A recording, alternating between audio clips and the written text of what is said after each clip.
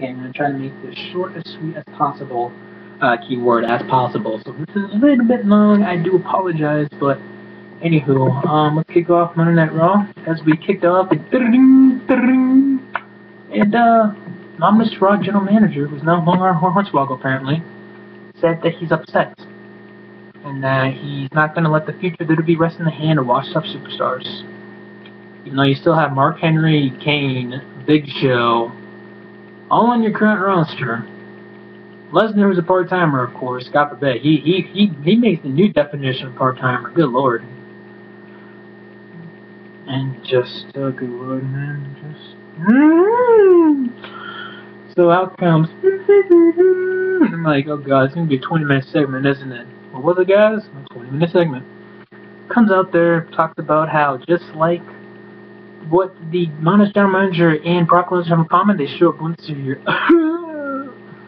Even though John Cena, you show up, but you tend to take a day off once every few weeks, right? Just go to do your little movie that, you know, your heel girlfriend, Big Titty Bella, you know, Wonder Woman herself, doesn't like the fact that you're butt-ass naked, literally butt-ass naked. That's the whole point. Ass and butt are the key parts there in a comedy movie, playing a bad guy. Yep. Okay. So then, out comes the long lost X-Men, Seth Rollins, along with JJ Authority, JJ Security, aka Jimmy Noble, Joe Mercury.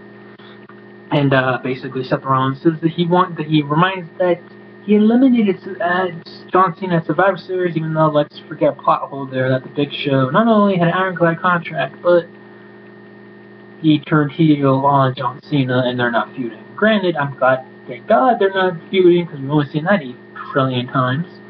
But nonetheless, let's just forget that they're not feuding, because Big Show's the reason why John Cena's team was lost.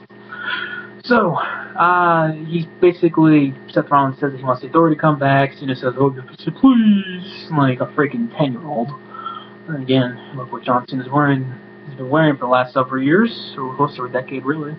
And Michael Cole says that he got an email from the Mr. Raw general manager, and I quote, Seth Rollins will be facing John Cena in a tables match at TLC. And if John Cena loses, he's not the #1 contender anymore. And yeah. They started a brawl, meeting Rollins and Cena, before Cole was done with his sentence. And then it became a cluster, because then next thing you know, you had Eric Rowan in there, you had the Big Show, you had Ryback, you had Harper, you had Dolph Ziggler. I was like, oh my god, this is the same shit that I haven't seen for months. So, I'm like, let me guess, we're gonna get a badass tag team match, right? Yep. And I even wrote on Twitter, if you guys don't believe me, follow me on Twitter if you haven't done, by the way, link will be down in the description box, as usual. You had Kane, Rollins, and Harper versus Cena, Ziggler, and Ryback as the main event. And you also had the great 10 5-star, 100% amazing, entertaining possibilities of Big Show versus Eric Rowan. I'm telling Bruce Blitz doing his best impersonation of Vince McMahon, but yeah. Damn it. So we had a tag team turmoil match, which was actually pretty good. You know, I'm surprised that it'll be remembered with tag team turmoil match, because quite honestly, I forgot what the hell a tag team turmoil match was. But I remember it was kind of like a tag team gauntlet elimination style. Tag team elimination style gauntlet match. So you kicked it off with Star and Gold versus the New Day, and New Day gets the win. So I'm like, okay, not bad. You know. Racist gimmick, but you know, they're over after that match. Okay, cool. And then out comes Cesaro and Tyson Kidd. Yeah, that's not a random tag team whatsoever. So Cesaro and Tyson Kidd eliminate them. I'm like, okay, so much for a New Day. And then out comes the Usos. And I'm like, oh, good lord, how many title shots are these son of a bitches gonna get? Me and the Usos. Usos pin Cesaro and Tyson Kidd. And then out comes, okay, I'm thinking Heath Slater Gator. Slater Gator! Nope. Adam Rose and the Bunny. Now at this point, I'm praying for the Usos to win, because God forbid, I'd rather see the Usos go for the tag team titles 8 billion more times than having a Bunny going for the title. So yeah, the Usos win. And not a bad match, but after the whole Bunny came in, I just, as you could probably guess, could give a rat's ass. This is why I'm watching Lucha Underground, guys. By the way, reviews will be on Wednesday nights now. Okay, so then you had, after the match, Naomi, of course, anyone that knows Jimmy Uso, aka John, for the Divas, and Trinity, aka Naomi, are married. So she's watching backstage, obviously supporting her man and, her brother-in-law. And the Miz walks up to him and saying that how he voted for her to be AJ's partner on the app and saying that he liked watching her twerk in her music video. Miz likes that ass. Okay, that's when the review just went downhill. Okay, and he gave her his card to her. Okay, I'm sorry. It's just not believable because, they obviously, Jimmy and Naomi are married, and we all know Miz is married to Ooh. Anyway, saying that Naomi should be interested, well, Hollywood should be interested in her, really. Yeah, it was kind of awkward, to say the least. So Seth Rollins is going to be hosting the Slammies on Monday Night Raw next week. Seth Green, as you guys remember, he was pretty good as the Roger manager a couple years ago. And I believe he's a wrestling fan, so win-win. Okay, and then you have Eric Rowan, and I kid you not, 2 seconds before Eric Rowan said what I knew he was going to say, I said it out loud. Tom Phillips interviews him and says, "Why are you targeting the Big Show?" And he says, and I quote, and I said it 2 seconds before, I'm like, let me guess, because he's a bully. Eric Rowan said, "Show is a bully." Yeah. We're pushing Eric Rowan, folks. So Eric Rowan versus the Big Show, and as Chase Oliver would say, I'm sorry, Chase, I have to borrow your nickname here. The Garbage Man versus the Big Slow. Eric Rowan, Garbage Man, wins by disqualification due to the Big Show using the steel steps. And yeah, I can't wait to see their 5-star classic match at TLC. Vince is promoting in between a couple of times in the night about his podcast with Stone Cold Steve Austin, or Stone Cold Steve Austin's podcast, if you want to be technical. It's supposed to be uncensored, even though supposedly from what I hear already, Vince cussed a certain word and it was censored. Lies. And then you have Fandango, Alonso Rosa Mendez, who not only is not attractive, cannot manage, cannot cut a promo, but also can't dance. She makes Summer Rae look like Dancing with the Stars. Yeah, that giraffe. Whatever happened to her? So then you have, Swagger versus Fandango, match never happens. We see Zeb Coulter holding his leg backstage. We assume that he was attacked by Rusev, who ironically comes out after the match because Fandango wins by forfeit. Rusev basically says that Lana basically says for him that to stand for the Pledge of Allegiance to the Russian flag, that it's kind of basically BS, that Rusev had to defend his championship in a battle royal, and that he almost had to say the Pledge of Allegiance to the United States last week on Raw, and out comes Swagger, and I'm going, oh good lord, we didn't see this 4 months ago, because remember, WWE thinks we have short-term memory. So then we have Damien Sandow versus Fernando Los Matadores. Sandow wins, or Sandow wins by a figure 4. The match was short. Jimmy Uso comes out, smacks Miz, gives him a bitch slap basically, and says, "Stay away from my wife." And sometimes in one of those feuds where it should be about the championship, and it's made up about a girl.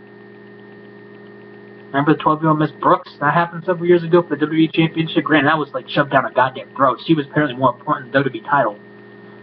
Shit, that was so bad. And I had to go to that. 2012, I need to make.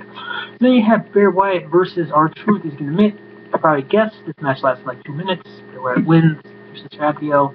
But the key part here was after the match, Bray Wyatt comes out with the ladder and says that basically, basically the usual promo from Bray Wyatt, it's kind of confusing, eerie, weird, and Dean Ambrose came and interrupted, and,